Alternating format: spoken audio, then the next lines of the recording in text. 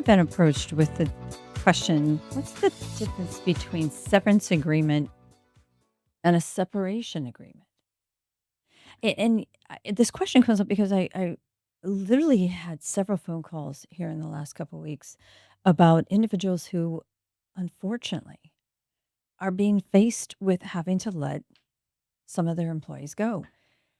And I'm not going to go into the reasons other than, unfortunately, it is what it is. And each of the companies are looking at where their business is going to be, not only tomorrow, but in 6 months. One of them looked at me and said, I don't know that I'm going to be able to recover for probably a year.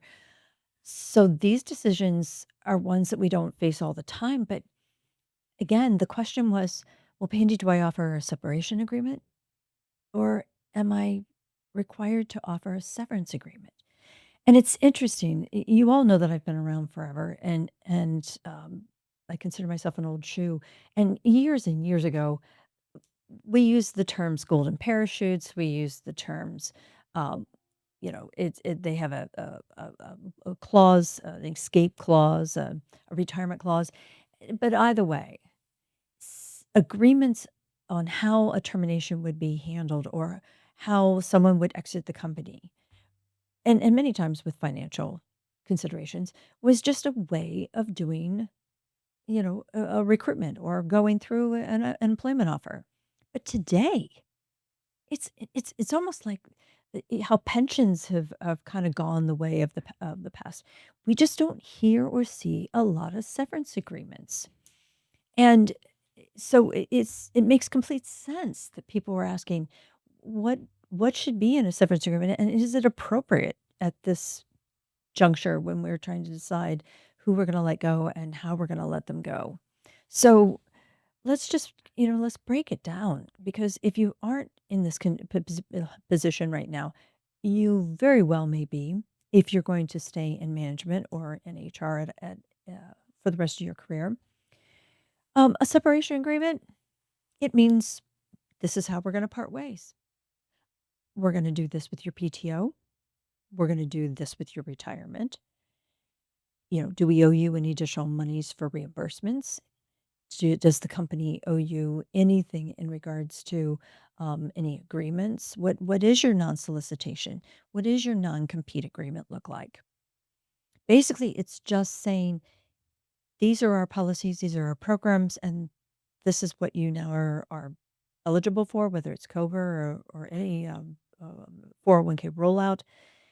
This is what you're going to be faced with, and this is what you can take with you. Severance agreements, entirely different. And you've heard me say over and over again, severance agreements are legal documents. And assuring that they are enforceable is the first thing. That should be your number one priority if you're going to think about handing over or administering a severance agreement. Financial stability is one of the key points of a severance agreement. Look, we don't want this person to just go away. We want to give them a soft landing. We want to show our appreciation for the time that they spent with the company, the investments that they've made over the last few years, all that they've given to us. We want them to know that, we want them to do well. Severance agreements, they also very clearly define what the employee's rights are. And a good employment or labor law attorney is going to put in there very specific language so that they know so the employee knows that they're protected, but the employer themselves know that they'll be protected. Does the employee have the right to file unemployment? Does the employee have the right to reapply for work in the future with the same employer? And on the other hand, the employee will give up their rights to file any kind of a discrimination claim against the company. They're claiming that once this is signed, there's no additional funds owed to them. In fact, the employee rights even extend to consideration of getting legal counsel on their part.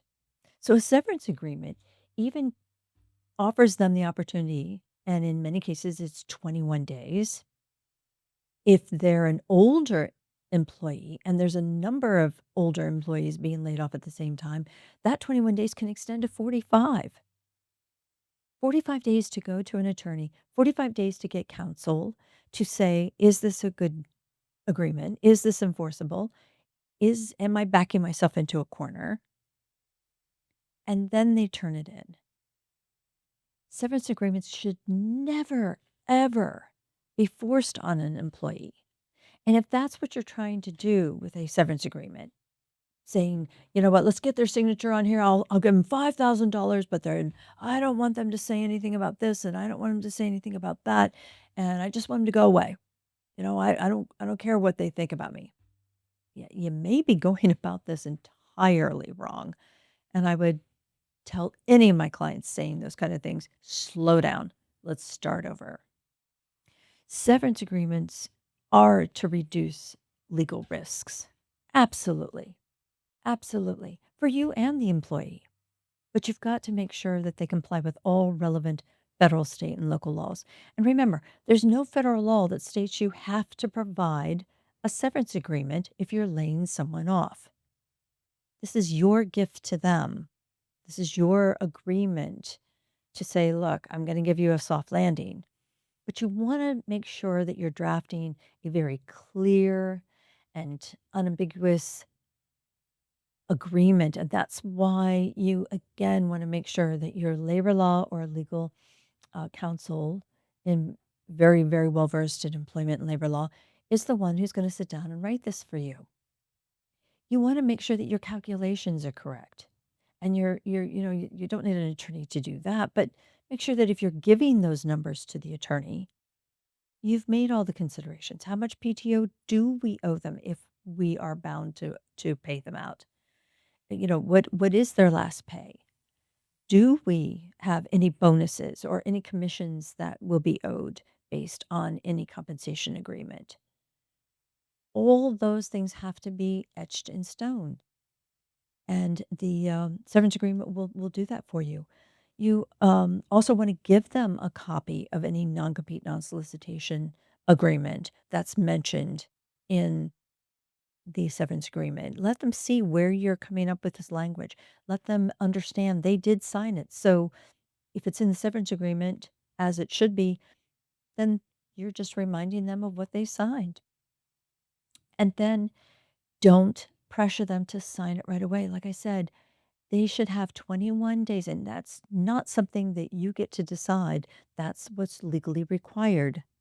21 to 45 days, depending on the age and the situation of how many people you're laying off at the same time, and what laws cover that.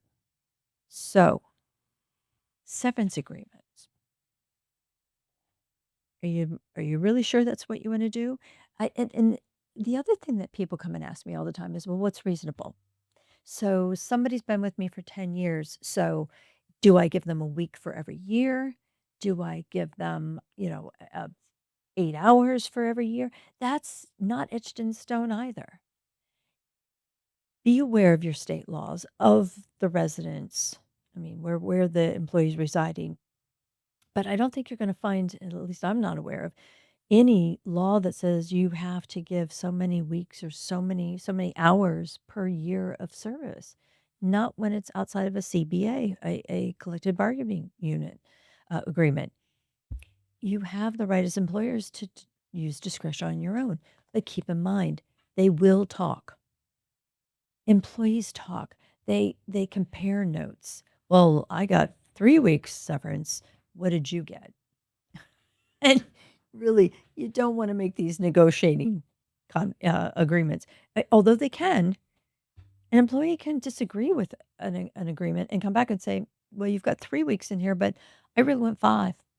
I'm not going to sign it unless you put 5 in there. And that's, again, a term of employment. We're ending the employment, but they can still negotiate. Absolutely. Another point I want you to just be very mindful of is that this doesn't have to be a lump sum cash payment. You want to instruct your attorney on how you want to make those payments. Do you want to keep them on payroll for the 5 weeks? You can lump sum them. If you wanna lump sum it, that's great, but most employees are gonna say, I don't want all those taxes coming out. Let's just keep going as it is." And, so I look like I'm getting just regular paychecks. You can also have 401k contributions discontinued in those last paychecks, those the last of the severance agreement. If they're going on to COBRA, keep in mind those premiums will be stopped, and they will not necessarily be paying premiums because they'll have to pay 100% of the premium if they go on COBRA. And COBRA starts on the day the employment ends. They have 60 days to decide. You might want to put that in the severance agreement. But as you can see, I wasn't kidding. This is a lot of information, and you can't afford to miss any of it. So if you're serious about doing a severance agreement versus a separation, make sure you're partnering with somebody who knows what they're doing. And if you don't have somebody, give me a call. Reach out on LinkedIn. Tell me again you want to talk about severance agreements. But for those who've called here recently and asked about them, I'm sorry you're having to go through this. I know you'll work it out and make the best decisions, but keep asking all these great questions because that's what we're here for at the Human Resource.